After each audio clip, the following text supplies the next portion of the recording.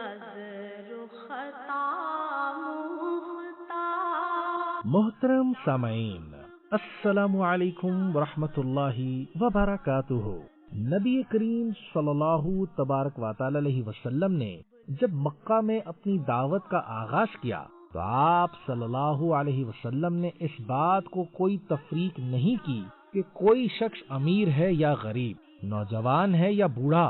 گورا ہے یا کالا۔ آپ صلی اللہ تبارک و تعالی علیہ وسلم نے ہر اس شخص کو دعوت دی جس میں آپ صلی اللہ علیہ وسلم نے دیکھا کہ یہ اسلام کو بخوشی قبول کر لے گا۔ آپ صلی اللہ تبارک و تعالی علیہ وسلم لوگوں کو چن چن کر نہیں بلاتے تھے، بلکہ ہر ایک کو دعوت دیتے اور اس شخص میں دعوت کی قبولیت کے آثار کو بھانپ لیتے تھے۔ اسی طرح کئی لوگ اسلام میں داخل ہوئے۔ آپ صلی اللہ تبارک و تعالی علیہ وسلم ان لوگوں کو اسلامی تربیت بڑی فکر مندی سے کرتے اور انہیں قرآن مجید فرقان حمید کی تعلیم بھی دیا کرتے۔ یوں آپ صلی اللہ تبارک و تعالی علیہ وسلم نے صحابہ کا ایک ایسا خوبصورت گروہ تیار کر لیا تاکہ وہ دین کی دعوت کو آگے بڑھا سکیں۔ یہ تعداد 40 کے قریب ہو گئی، جس میں مرد بھی تھے اور عورتیں بھی۔ ان میں امیر، غریب، کمزور اور طاقتور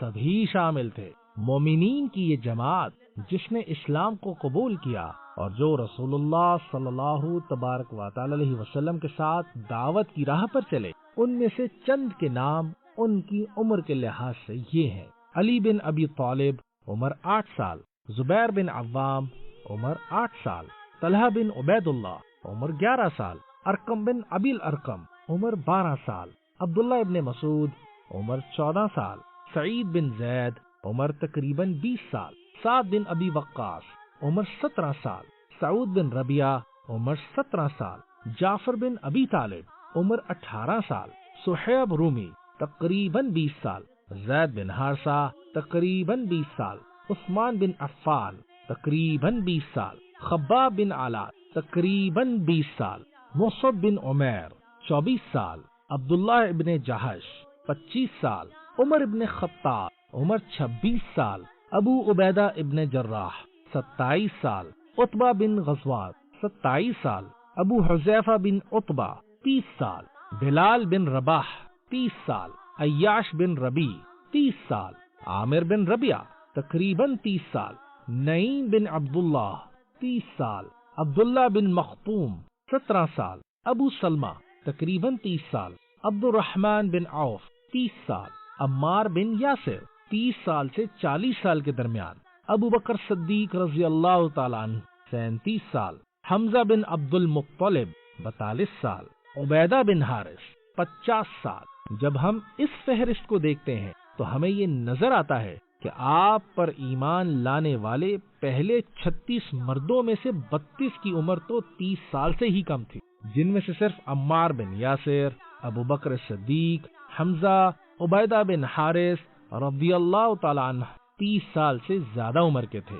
گویا جب رسول اللہ صلی اللہ تبارک و تعالی علیہ وسلم نے اسلام کی دعوت دی تو نوجوانوں نے بوڑھوں یا زیادہ عمر کے لوگوں سے پہلے لبیک کہا، بلکہ بوڑھے سردار تو دین کی راہ میں رکاوٹ بن گئے۔ یہ آج کے نوجوانوں، مرد اور خواتین کے لیے سوچنے کی بات ہے، کیا وہ بھی اسلام پر اسی طرح لبیک کہتے جس طرح نبی کریم صلی اللہ تبارک و تعالی علیہ وسلم کے دور میں نوجوانوں نے اسلام پر لبیک کہا تھا؟ اور ان کی زندگیوں میں بھی اسلام اتنی ہی اہمیت رکھتا ہے جتنا کہ ان نوجوانوں کی زندگی میں رکھتا تھا جنہوں نے مکی معاشرے کے تمام رسوم اور رواج اور عقائد کو بالائے طاق کرتے ہوئے اسلام پر لبیک کہا۔ سامعین کرام، جب 3 سال کی محنت سے صحابہ اسلامی ثقافت میں پختہ ہو گئے اور ان کے سوچنے کی بنیاد اسلام بن گیا اور ان کے عمل کی بنیاد بھی اسلام بن گیا تو آپ صلی اللہ تبارک و تعالی علیہ وسلم کو اطمینان ہو گیا۔ آپ صلی اللہ تبارک و تعالی علیہ وسلم دیکھ رہے تھے کہ یہ جماعت اللہ جل جلالہ کا حکم آتے ہی مکہ کے معاشرے کے سامنے اپنے دین کی دعوت کو لے کر کھڑی ہو جائے گی۔ جب اللہ جل جلالہ کا حکم آیا تو اس کے بعد کیا ہوا اس بات کو جاننے کے لیے آپ کو اگلی قسط سننا ہوگی۔ انشاءاللہ اگلی قسط میں ہم آپ کو یہ ضرور بتائیں گے کہ اس موقع پر اللہ جل جلالہ نے جو حکم نازل کیا وہ کیا تھا۔ تو اگلی قسط سننا نہ بھولیے گا۔ السلام علیکم ورحمۃ اللہ وبرکاتہ۔